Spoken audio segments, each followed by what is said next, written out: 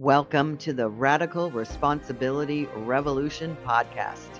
This is where we are transforming lives, inspiring you to reclaim your health, your wealth, and the power of your mind. Here we share actionable insights, inviting you to turn inwards and design your life of purpose and abundance. Welcome back to another episode of Radical Responsibility Revolution. Today, I'm joined by Susan Houston, speaker, TEDx presenter, podcast host of Done Pretending. Oh, aren't we all? And a woman who is not afraid to pull back the curtain of judgment, identity, secondhand doubt, and the messy reality of personal growth. What I loved about having this conversation with her is that we are going to go everywhere from speaking to social media. We've already started in the coaching industry to frequency healing, faith, trauma, and the strange pressure so many women feel to perform perfection while secretly falling apart inside. Raise your hand if that's you. And Me. honestly, we also had a very real conversation about how it actually is to build a business online right now, which that's going to be really fun. Despite what these crazy internet gurus keep promising, this episode is going to be deep, but it's also going to be fun and honest and spiritual and practical and all times a little rebellious because you know that's who I am. So, welcome, Susan. I'm so excited because this could just go so many different places. Well, We're and we're Debbie, just I think that's we're why on the you and same I, wavelength. oh yeah, I think that's why you and I resonate so well is because we both have that inner rebellion within us. I've always had it.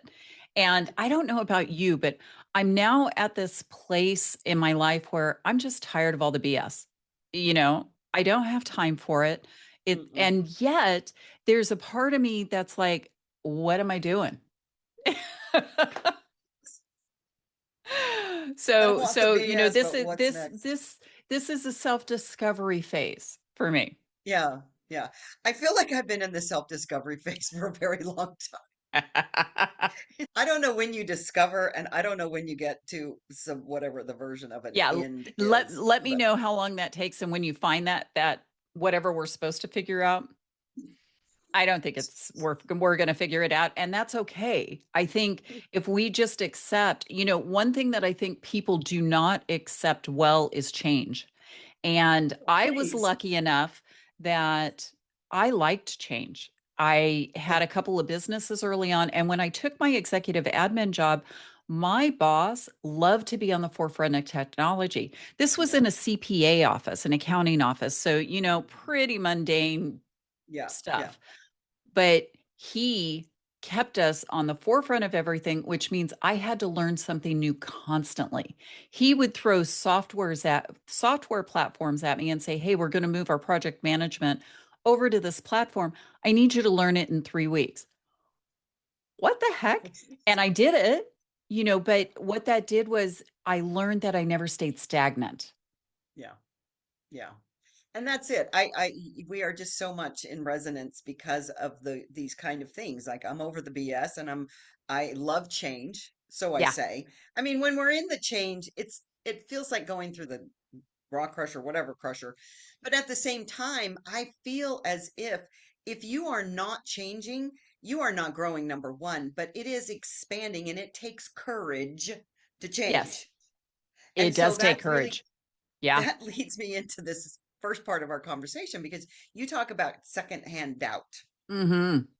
And I think that, personally, it feels like that keeps a lot of people stuck because they have secondhand doubt. In other words, they have second, third, fourth, and fifth. And then it's the oh, F it doubt that says, I'm not going Right. to do that. So Right. you've sort of coined that phrase. So tell us what that means for the audience that this secondhand doubt when you're talking about it. Well, really, it comes from a lot of different places in our lives. And for me, mine, one very specific thing was my father used to love to say, "You're never going to make anything of yourself. You'll end up in the gutter someday." And it was his way of controlling both myself and my mom. But what that created was I could never please him. He was never satisfied. If I showed him a report card that had one B plus on it, he'd ignore all the other A's and look at me and say, "What happened to the B?" Yeah. You know, so what that created in me was this overachieving, working so hard to please everybody else. And when I would go for goals, when I would go for job interviews, when I wanted to go into the Navy to become a pilot, and I had a recruiter come back at me and say, people like you don't become pilots, meaning a woman. Yeah, of course. I just backed up and said, oh, because I had this little voice on my shoulder going, well, see, I told you you weren't good enough to do this. Or what it's also shown up for me is in my workplace, going after the next level or starting a new project. Whereas, oh, I'm not ready for that. I need more research. I need to, I don't know enough because of the fear of failing and having someone say, you just blew that. So, because that was my secondhand doubt. I internalized all of that, and our brain loves pattern recognition. So, what happens is anytime we challenge our brain with something new, it wants to revert us back to what feels safe for it. Because our brain really, our goal of our brain is to keep us safe and alive. So, whenever we come at it with a new angle, it's like, ooh, I don't know what that is. So I'm going to revert back to no, you're not ready for that. So I can keep you where you're at. And that is what secondhand doubt is. Many times it comes from people that we trust. It could be our parents or teachers, coaches. It can be a mentor who may say something that they think is motivating you, but taken in the wrong context, which we often do in our flawed brains, we internalize it and it stays with us. And what happens is those old echoes start showing up whenever you challenge yourself. And so the trick on that second handout is to just one, recognize it. Recognize that, hmm, is that me? Is that my voice talking, or is it something from my past? And once you can recognize that, you can then decide, is it truth or is it just rhetoric from long ago? And if it's just rhetoric, you can literally tell yourself, okay, I hear you, brain, but I'm going to move past that now. And you take a step forward. Yeah. Um, it's really important for us to stretch ourselves and take those steps forward because evidence will build your momentum. So even if it's something little like I can't learn a software, we were just talking about this. I can't learn a new software. Well, if you just log on to it and start looking at it and go, okay, this doesn't look so hard, give yourself credit. You just did something that was hard that a lot of people wouldn't even take that step to do. And then you can go to the next step and learn a small portion of it. And so many of us think that we have to learn or do this big project all in one big stride. And that's not the Mhm. true case. We need to take small strides and give ourselves some grace to get used to that feeling of uncomfortableness again. And then we can advance. Yeah. I call it micro acts of courage I love because it that. takes courage to press through something that we feel is this big block, this big brick wall that's in front of us. I think Yeah. that's so fascinating, though, to take that and extrapolate it for women, particularly, but for Hmm. everybody into the world that we live in, because it can come from when we're younger. Yeah. But look at the conversations that are going on, especially with social media and with the algorithms that keep feeding us the same patterns, the same messages that literally we are walking around and we don't know it, brainwashed by 100%. whatever. It doesn't matter. I don't even care what you're being brainwashed by. But until you understand that is it my voice or is it somebody else's voice? I Right. remember when I was young in my 20s, I was working for an attorney, this big blustery guy, and he would always say this to me because I was young and I didn't know the law. He says, you don't think. And now I look back and go, oh my God, I'm the worst. I'm the overthinker of the world, number one. But yes, I am a critical thinker. And so, but it's those patterns, and women get it from their early age. They get it from their spouses or their partners. Then they get Hmm. it from social media. Then they get it from who knows where else. So I want Yeah. to talk about that just for a second. We just explained it, but let's talk about what you can do, like three things that come off the top of your head of what a woman can do to say, I'm stuck, whatever that looks like for her, because that's where we all say we are for Yeah. whatever reason, or we're on this, path of discovery for something. But we get to that place where we feel stuck. Yeah. And it really is just these old patterns and these old beliefs that are keeping us there. It's not the truth of who we are, because we're divine beings. We have all the potentiality, but we've compartmentalized it and created something that's not the truth about us. So, what are three things that you could just say to a woman? What I have seen with the clients that I've worked with is really there's a lot of fear. There's fear of Yeah. change, there's fear of judgment, there's self-imposed fear. So the first thing that I always have my clients do is really take a self-assessment. What are you uncomfortable with? What is not setting well with you? For me, about 5 years ago, I knew that both my marriage and my job were coming to an end, Mhm. but I didn't know what that looked like. There was a lot of fear around both of those. So, I mean, to let go of a marriage for so long, to let go of a 20-year career, um, who am I to do that? So there was just recognizing that you're not satisfied. Something is not resonating with you. That showed up for me when a friend of mine asked me, Susan, what are 5 places on your bucket list that you want to go visit?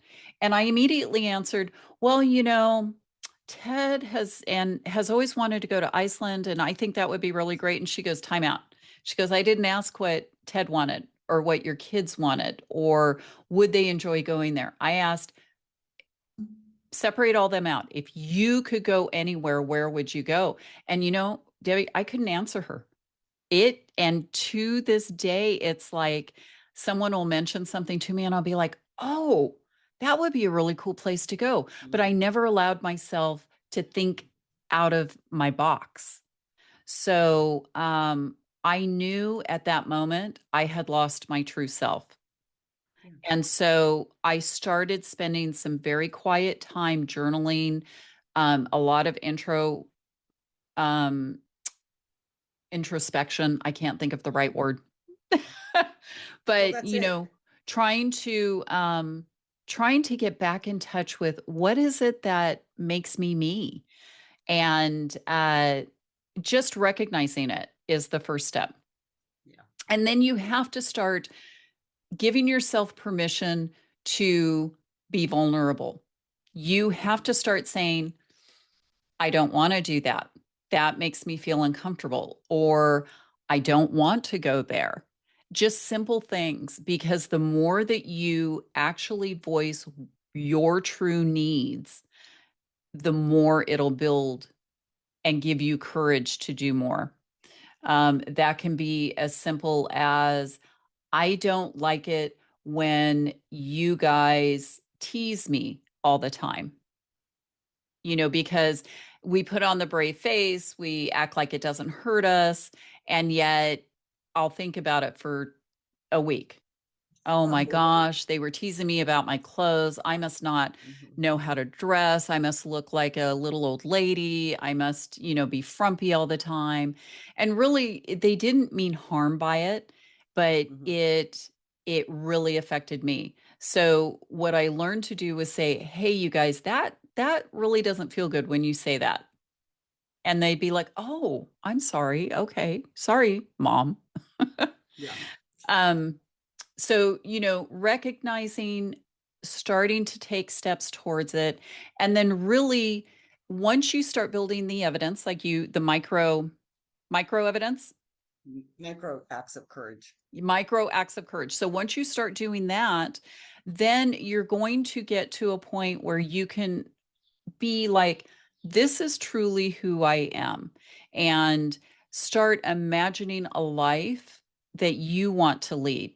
And that doesn't mean radical changes like I did, but what it could mean is, no, I'm going to put myself first and go take that class that I wanted to do instead of being home all the time. So there's dinner and, you know, husbands, kids can get to a point where they need to be responsible for themselves.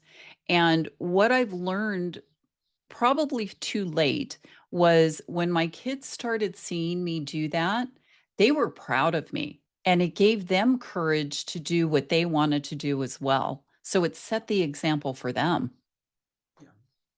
I heard a woman that was talking, she was at a National Speakers Association meeting talking about the Zoomers, the Gen Z, Mm-hmm. that the challenge, because in a workplace we all call them lazy, and we've sort of labeled them that way. But Yeah. what she indicated was, and I find this so fascinating, what you just said about you taking your own agency allows them to see that as well, Yeah. that they are stuck, these Gen Zers, because they're afraid, because their parents, whether they're helicopter, you want to call it that, or this Right. version, you can't go outside, you have to do this, They and they're protected them too hovering. much. Mm-hmm. Right. We protected them, and we haven't given them that chance to expand or to grow or to be courageous. Right. So I think that's so fascinating that we as women are the role models. We're the leaders. And if we aren't leading from that space, then we're teaching whoever it is, whether it's our kids, the people we work with, those people that are around us in our circumference. This is how you do it. And if we all began to think we are leaders, each and every one Yeah. of us, just by the Yes. way that we show up in the world. So I think that's brilliant. I want to talk about a little bit. We got into a discussion about online, and it's so saturated and it's so noisy because I just referred to the algorithms. We Yeah. have this really strange notion that somehow or another we can build businesses online, because honestly, it's not as if you cannot, but it's like those real estate infomercials they used to have when I was growing up, when we still had, TV, and they would, profess that you just can make a gazillion dollars in 5 minutes doing this. And about, even not even 1%, maybe a half of a Yeah. 1% of people will actually do the things you need to do. So I think we're all chasing this idea of immediate gratification or immediate wealth, and using social systems or technology to do that. And we know that that's not true. So I want to talk about that a little bit, because honestly, I'm about hard truths with people, because it's all about sound bites and hooks and, Yeah. clickbait and all of that stuff. So I want you to share a little bit of your own experience down this trajectory while building a business, and what that's looked like, and what you perceive as the direction that we are heading, especially with AI, going forward, because there's a lot of shift going on. There is, and your question is so timely. Um, Mhm. I was talking to one of my mentors last week, and I said, I've built really three other businesses. First, I had a retail store. It was struggling when I bought it. I built it up. I had classes. I did advertising. I ended up closing that to start my manufacturing business, children's products. Had that for number of years and was successful at that. And then also my real estate. I've invested in real estate. During the pandemic, we changed those into short-term and midterm rentals. And I did a deep dive in learning what that took, and have successfully run those and kept a 90% occupancy rate. So I have the evidence in my background. I can do this. Three Mhm. completely different businesses, but I learned it. I did it. And when it Mhm. comes to this, when it comes to me going out there and doing keynotes and speaking and wanting truly to help people, but I enjoy being on a stage. I'll be perfectly honest. Yeah, I me enjoy too. creating experiences for people. Yeah. I enjoy being able to look at people during my TEDx talk, for example, and actually feel the connection with people. And the evidence is that I get that. But to try and build this business, I can't wrap my brain around. Yes, Hmm. I've got the social media, the Instagram, the Facebook, the LinkedIn. I can create posts for that. But I feel like I'm on this never ending hamster wheel about it. When I built the other businesses, there were very specific things that you could do that then it was word of mouth. Then Yes. it was repeat business, really, is what really grew my businesses. And this is a little different. It's not a product, it's me. Yeah. So, trying to navigate this social media, I don't believe in creating content that is false or just Exactly. worthy of a clickbait, Yeah. saying something absolutely radical just to get a bunch of people to follow Right. me. Right. Um, so it's difficult in this day and age. It would be different if I had a storefront and I was using social media to promote that. In a That I could community. do, right? Hmm. In a Because community. right, and community, Yeah. and you could Hmm. drive people to it and then build off of them enjoying the experience. And so my friend told me to think of this in the same way that I'm, which I am, I'm building a community. I'm building like a small group of Hmm. women who are getting ready to retire out of their jobs. uh so 50, 60-year olds, not the business owners, but high executives, high management, who realize that it's time to leave their jobs and they're like, what in the world do I do now? How Hmm. I've had this role, Right. what's the next role look like? It's not going to be having time to garden and travel. That takes up about that much time. You really do need a Yeah. purpose. Yeah. So, yeah, this whole social media thing is, I understand it. I can learn about all the algorithms just like I did for the online Airbnb, VRBO stuff. But do I enjoy it? Honestly, not so much. Not so much. No, I agree with you. And I think that Yeah. that's probably a niche if it, in and of itself is getting together women that are going through this because I know Yeah. that we aren't the only ones. But you said something interesting that these women don't know what their next chapter is because they've been doing it so long. And I live next door to an Air Force base, and I used to give talks to those in the military that are getting out because they Yeah. have a very similar disconnect with life because they've been so insulated in the military and they don't know how to come out of that and go to a real job in their eyes because they'll retire when they're in their 40s or their 50s. But Right. I think that's so important, that work in and of itself for women to understand that there is another chapter. I was watching a YouTube video. I think they were 90 or something. They were talking about, oh, you people that are 60 and think, it's the new 40, you don't know what's coming. And I didn't watch the whole thing because it was seemed very negative. But I think that's so important to begin to look at. We do have a second and a third and possibly a fourth act. There are So so many talk women about that. who didn't have great success until later in life. Oprah Right. Winfrey, Vera Wang, she, I think, designed her wedding dress in her 40s. Yeah. Um, Toni Morrison is another one. These very high powered, now we look at them and see how much they've achieved. Hmm. But Julia Child, didn't publish her Hmm. first cookbook until, like, gosh, I want to say she was in her 60s. Um, we do have another chapter. And Yes. here's the key: we have the experience and wisdom that no other younger generation has. You don't get this online. This is No. lived experiences. This is interpersonal communication. This Hmm. is knowing that you're going to fail and it's going to hurt, but you know how to pick yourself up and move on. Yeah. So, yeah, That's interesting. It was somebody saying that especially the Zoomers and the millennials are absolutely just using chat GBT, and I use Oh, chat all the time, so don't get me wrong, but they're using it for their life guidance, right? They're yes. more or less their coaches. And I love how you're saying this is a lived experience. When Hmm. you get to a certain age, I've been on this planet for 70 years. There is that wisdom. You don't know about wisdom until you're there. 100%. I agree You with don't that. know.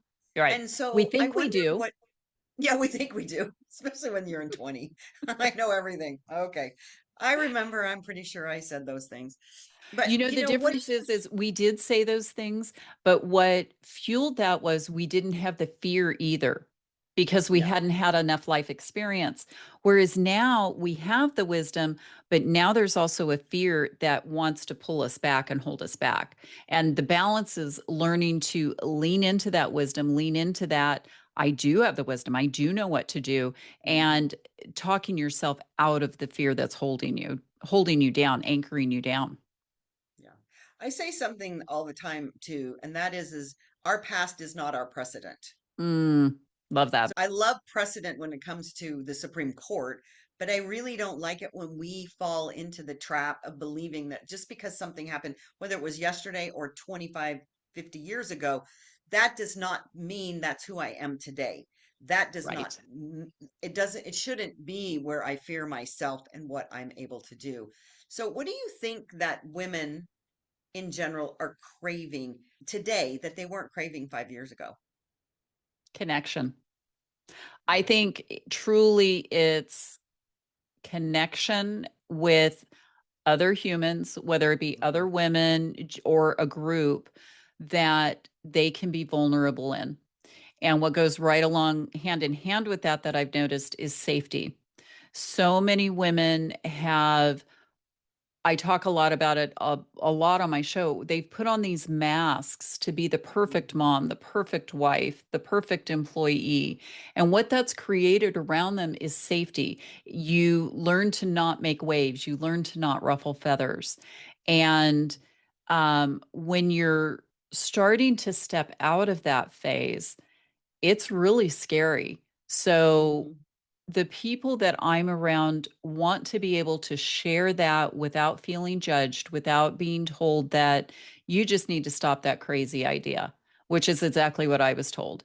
Um, and someone to say, good for you. You know, I hear you. I've been there too. And Mhm. so, yeah, I think it's those two things connection along with safety. So, if those are the two things, and yet we're still lonely. I mean, that's a loneliness Yes, is a huge epidemic.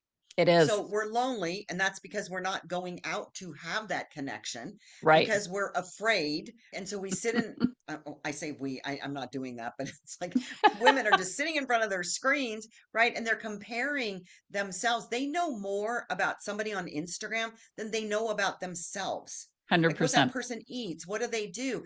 We're not looking inside to what we want Hmm. and then going out and connecting with like-minded people.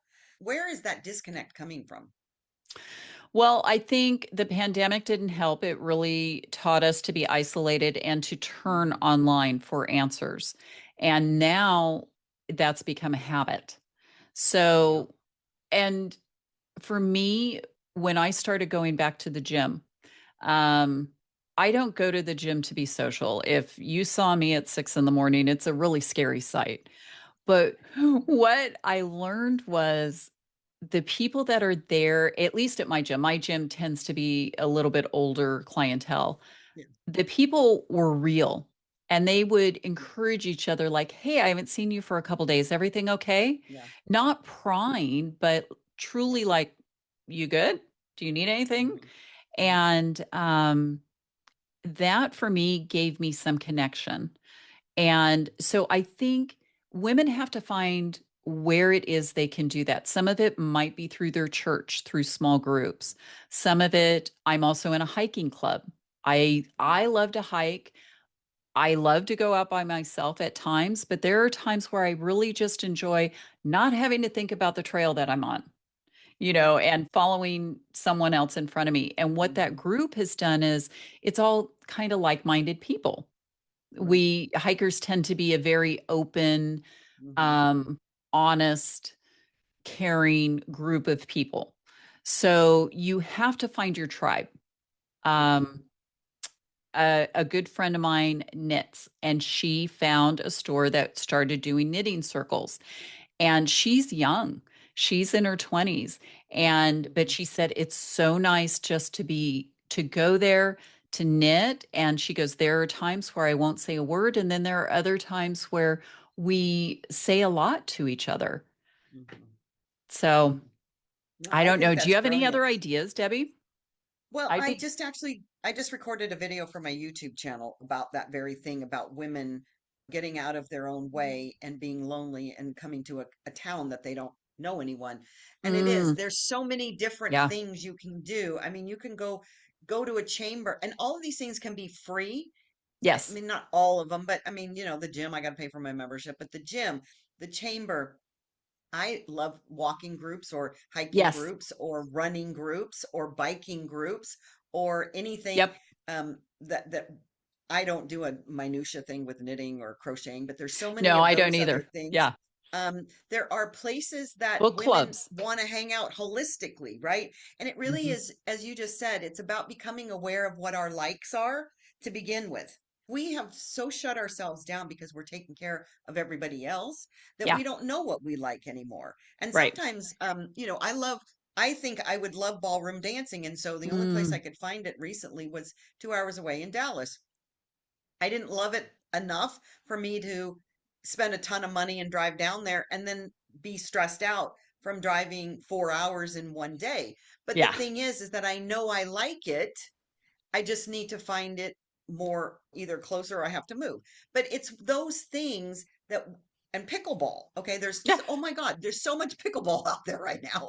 People are just playing crazy pickleball, but it's a Yeah. community thing. It And is. as Mm-hmm. you said, it's about finding your tribe, Mm-hmm. because not every person that's a hiker is going to be maybe your somebody's cup of tea, Right. but it is also resonating with the people in the groups that you go into.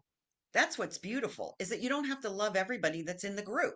Maybe it's a Right. photography group. Maybe it's a drawing group. We have a lot of art groups here, Mm-hmm. but it's just really understanding what you like and what you love.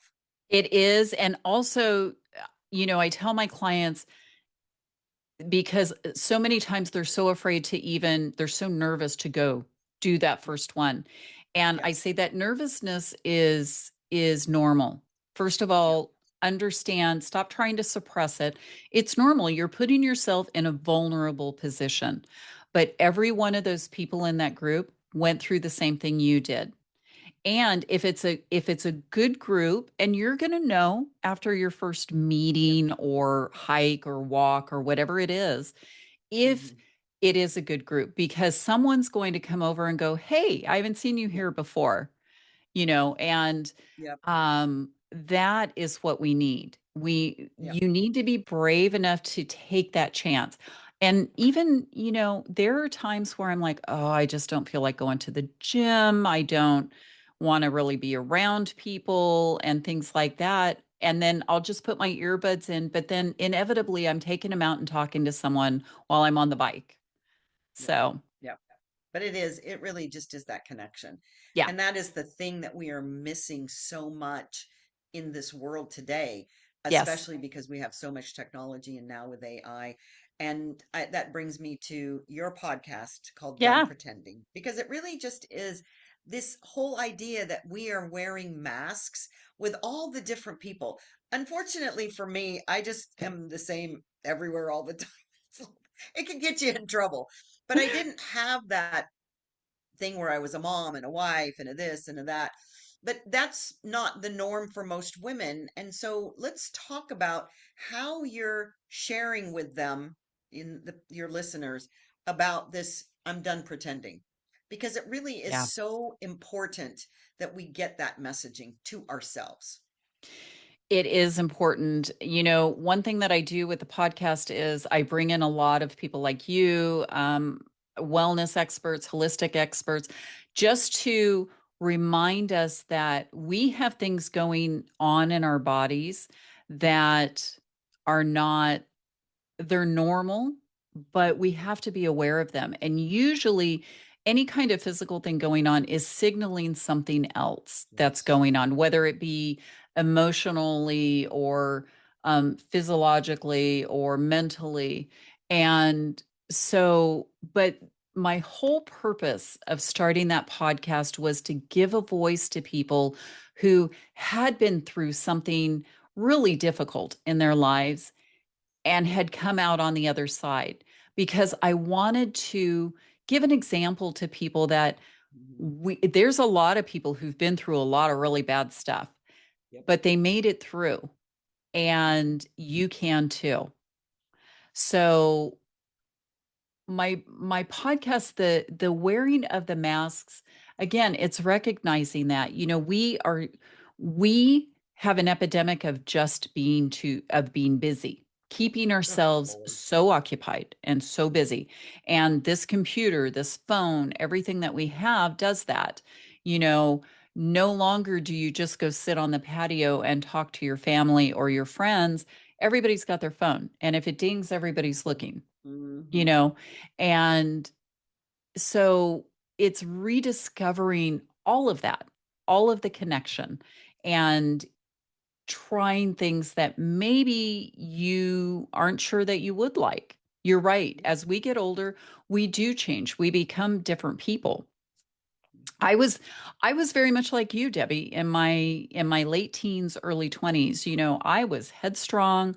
I was I knew what I wanted. When I started my children's hooded towel business, my father-in-law basically told me, I borrowed $20,000 from him to buy supplies, to set up the business and get it going. And he told my husband at the time, don't let her borrow anymore because she'll probably lose it. Well, I was just headstrong enough. It pissed me off. So that fueled me. And Yeah. what happened, and by the way, I paid him back within 3 months. Yeah. But what happened is over the years that dulled. And it doesn't happen overnight. It happens very slowly because it's just you get busy. You get Yeah. busy taking care of things. You have traumas in your life. People die, people get hurt, jobs are lost, financial problems. And all of that, you learn to kind of dull your senses, if you will. Hmm. Hmm. And so you end up always wanting to be the strong one, because Yep. that way it keeps everyone else around you strong. I recognized this probably about 10 years ago when I realized I came home from work pissed off. I had had it. I was ready to walk out the door. I was asked to do something that I thought was absolutely shouldn't have been asked. Hmm. What it did was my whole family reacted to me. So Yeah. one of them had an anxiety attack. One of them got mad and started being grumpy. And one of them just was like, trying to overcompensate. And it's Hmm. like, oh, it awakened me to realize that I'm the leveling force here. And when I get waves around me, it ripples out to everybody else. Hmm. Now, that's not bad in that I was the force, but it's also not allowing them to see what real life is. Yeah. I protected them from that. Yes. So, it was really hard for me to actually start showing my emotions and whatever that may be. Um, so a lot of what I talk about is experiences that I've had or close people have had. People who come on my podcast share that as well. Just to say, hey, we've been there. We Yeah. know. Yeah. And here's one small step that you can do today. Hmm. So, And I think that's so important. that you have this platform for women to talk about the the pivot moment, because Yeah. I have heard those stories over and over as well, and it usually well, not usually, mostly shows up in the body, because the body knows. And we The know body that. does know. But Hmm. the body knows, and the body is constantly talking to us, and we are constantly ignoring it because we're busy, right? Right. I think we all Right. need those vests that they have for the scouts. They're Oh, our the busy badges. I badges. got a busy badge for this one. I got a busy badge, because it really is. It doesn't move the needle. And why are we, with all this help from technology that has come in these past, Mm, I don't know, 30 plus years, we're still busier than ever yeah. because we create busyness. But that busyness is what is causing us to cause disease in our bodies. And I know you've seen or heard these stories. People go blind, they Yep. can't walk, their back goes out, they, get these horrid chronic diseases. But that's where this beautiful thing comes in, of Yeah. allowing stories to say, I don't, I didn't have to go through that, but I kind of had to.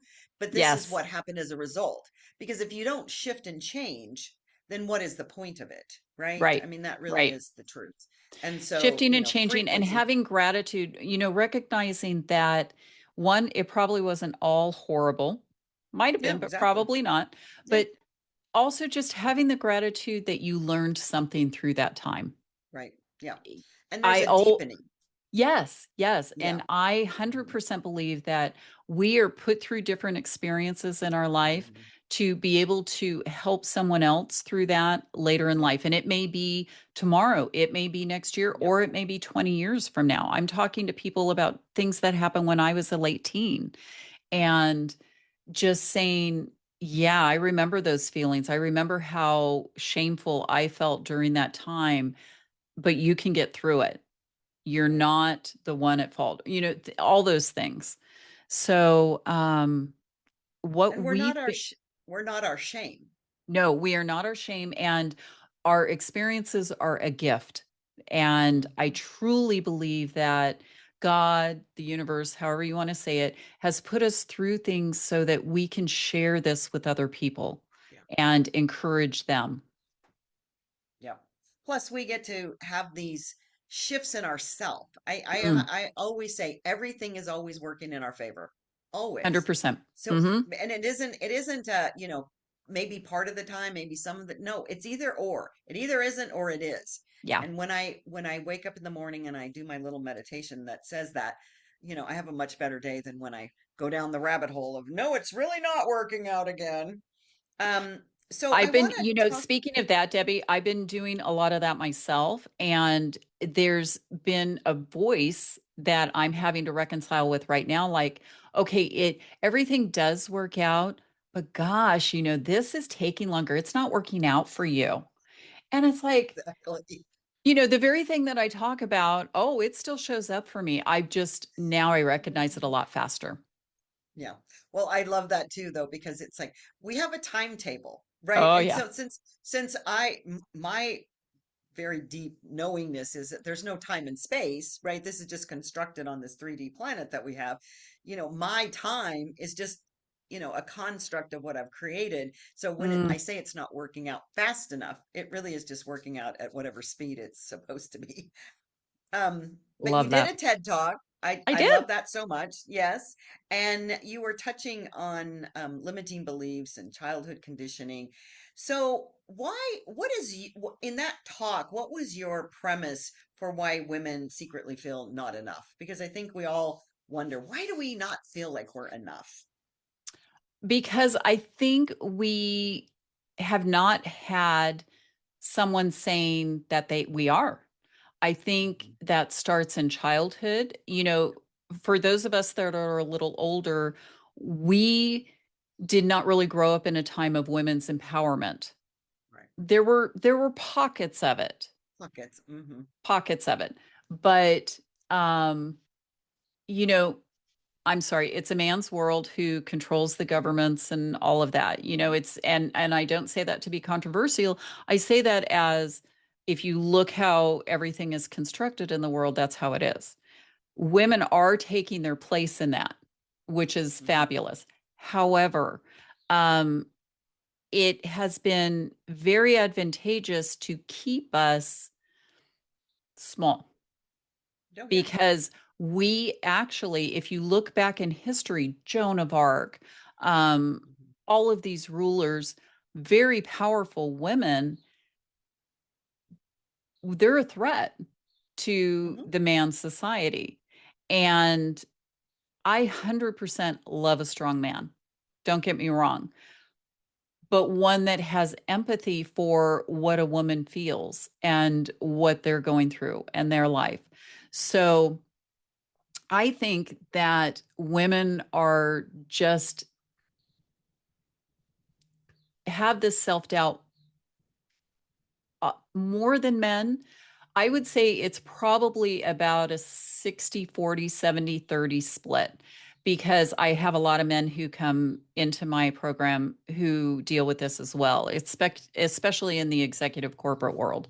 But women are told, you're just being a bitch. Oh, you're just moody today. Oh, you're just this, and instead of a man who can say the same thing and they're like, okay, Yeah. they'll give credence to what they say. Yeah. They Um, normalize us. yeah, so it a lot of it is societal, a lot of it is then something that whatever our environment was just kept feeding whatever it was we lived in. I went from a very controlling father to a very subtly passive aggressively controlling marriage, Mm. um, that then now I'm coming out of and rediscovering that fire, that moxie, as my friend calls it, within me that was always there. I just squashed it. Yeah. Patterned it out. Pat, Mm. exactly. Yeah. Yeah. Yeah. Well, I think it's so generational too. And I don't know if you've ever read the book When God Was a Woman, No. which yeah, so it's a really fabulous book and it's very researchy, so you gotta like take it in bites. But it talks about when, prior to approximately 2, 3,000 years ago, women deities were what we all worshipped. And Mm. it was that matriarchal, that masculine. And, I'm not like you. People say they hear the trigger word matriarchal and, oh, she's Yeah. bashing men. No, it's a masculine No. playbook, but we all Yeah. get it. All Right. of us, men and Right. women. So then we as women, I used to say I'm the best man for the job because I can follow that playbook easily. Yeah. But the fact is that that doesn't fit who we are as our, Correct. human energy. So, wow, that's really an important ingredient to think about. So let's talk about, because it's almost time to wrap up. I'm going to just ask you one question and then ask how to get a hold of you. If women stopped outsourcing their worth, their intuition, and their power to everyone else, what do you think would radically change in the world? Wow. That's a huge Just question, Debbie, and a Yeah, great one. what's your dream? Imagine that. You know, I think I think if more women stepped into their self-worth and their power, I don't think that it would be this radical in your face world change. What I No. do think it would be more empathy, more curiosity, more kindness, more willing to listen to other people's opinion and help promote an understanding between two sources. Yeah. I think women have that innate ability to be a caregiver and to be a leader at the same time. And if we leaned more into that, I think that the world would feel more connected and would feel more love, if you want to say that, Yeah. um, instead of the harsh black and whites. I think it's a little more gray in a lot of areas.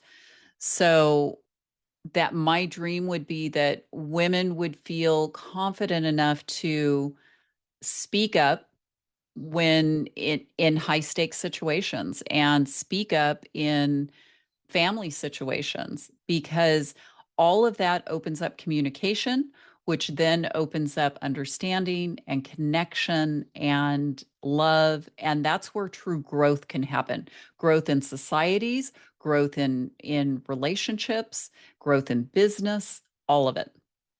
Yeah. And it's happening, just FYI. I It mean, for is. everybody that's listening, it is happening. I know you feel it. I feel Yeah. it. It's that feminine energy that's just radiating throughout the planet, and that utopia, if you will. I don't even know if I want a utopia anyways, but I want some peace. So the world is shifting in that direction in a big, big way. I So think so too. what would you like to share of how to get a hold of you, what you can offer as far as anybody that's listening that would want to come seek you out and work with you or listen to you or spend time with you? The easiest way to get a hold of me is on my website, which is thesusanhouston.com. Super easy.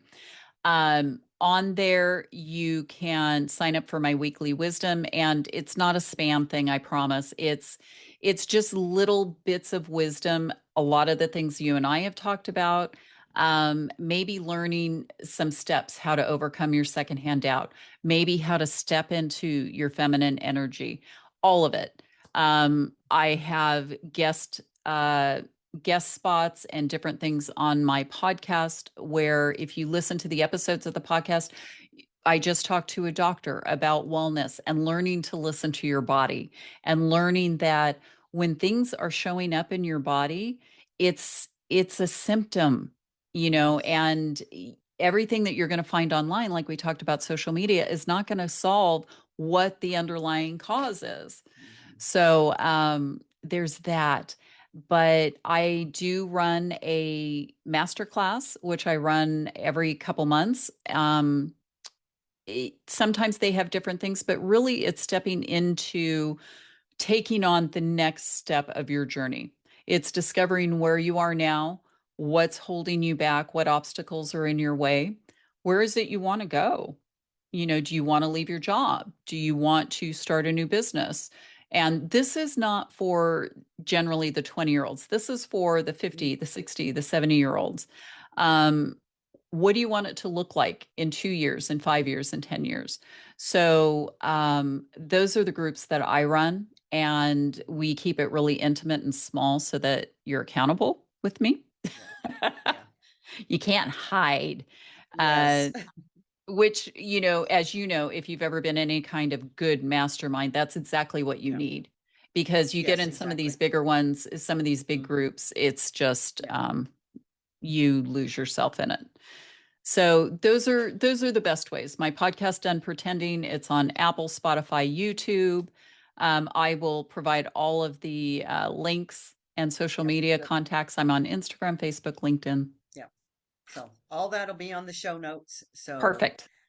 go listen and spend some time with this beautiful woman. Yes, so thank you so much. I This was just went by like that. I I knew it know. would because we could probably talk for another few hours, Well, although I'm Debbie, not going to you're be you're just so Joe great. Rogan anymore. You're so easy to talk to, and Oh, we are aligned on so much that yeah. I could just sit here and talk to you for hours about stuff. Yes, exactly. Someday I'll have a Joe Rogan show and we'll just do 3 hours. But anyways, Susan, thank you so much for spending your day with us or your this last hour. And I'll see you on the other side. Thank you. Hang on.